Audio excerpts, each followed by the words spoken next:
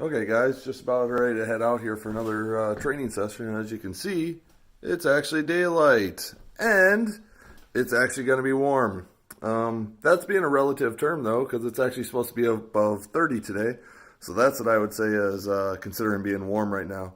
Do you guys typically go to the range by yourself, or do you actually go with friends and just make it sort of a social outing? Just let me know in the comments below. And I'm rocking my new golf bag that I went and picked up at the Madison Golf Show. So okay, so I'm going to be doing something a little bit different here.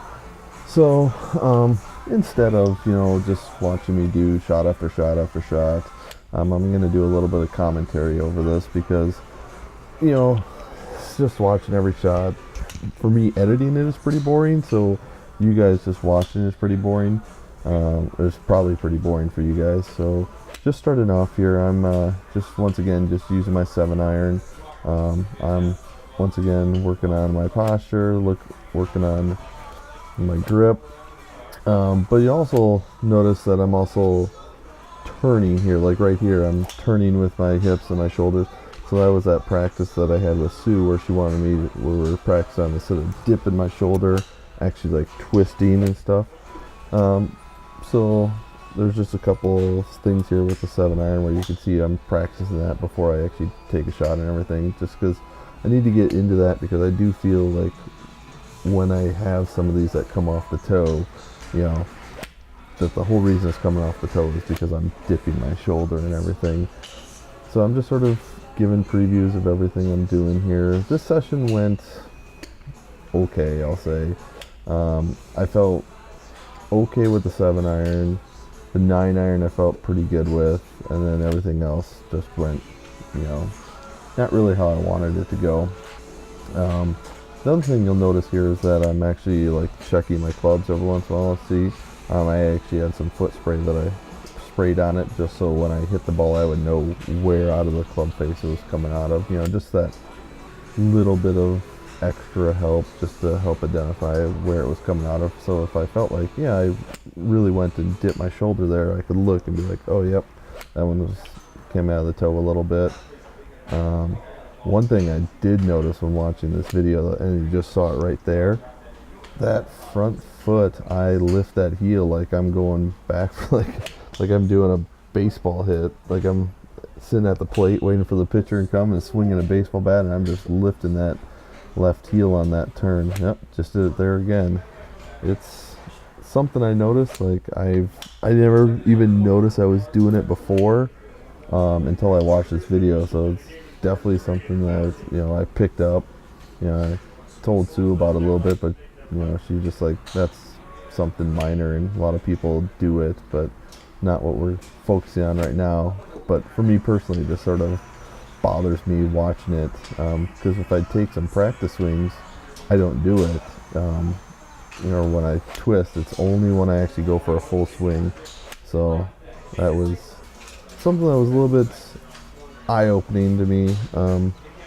One of the other things is just watching this back, I can sort of see how steep a club angle that I have, that I'm coming down with, because one of the things that happened a lot in this one was I did a lot of hitting of the club behind the ball and really hitting the mat a lot. And in talking with Sue, she was believing it was the angle that my club was coming out at, and just watching the video, I believe that's true too. She took, in our last practice session, we went and did a little video and did some recording, and I definitely have it over the top, like could definitely go and see on some of my back swings that the moment I got to the top of my backswing, all of a sudden I'd like push forward and my club would come down over the top, which would create a really steep backswing and downswing, which was why I was, you know, hitting the mat behind the ball, but also with the driver, where I go and really nail the club face. Like, I hit high on the club face with the driver. At this point, I'm, into my 9-iron right here, so I think my 9-iron is probably my best club that I'm hitting right now. The 7's definitely coming along. Like, my short irons are getting better, but the 9 is where I actually feel really comfortable. And 9 is definitely where I was hitting more out of the center of the club face rather than the toe. Oh, here we are on the driver. Yeah, this driver session, I don't feel like really went the best. It was okay, but I'm checking where I hit the ball every single time with the driver, just because none of them were feeling like they were coming out of the center of the face. It felt, and I was definitely had my slice and play on this one again. I really felt pretty uncomfortable with this one, just because I felt like I was really on my back feet quite a bit to try and get the club up, so I was hitting it in the center of the face and not out of the top. But nothing, like, I always felt off balance, and that's what I got to work on. But I also, I think that everyone has this problem with the driver, and me, I think it's just because I'm trying to change my swing. I'm just not feeling comfortable. But yeah, nothing right now about my driver swing feels comfortable on the practice session. Like, when I'm there with Sue in a training session, everything feels great. Like, I'm hitting left, not to the right.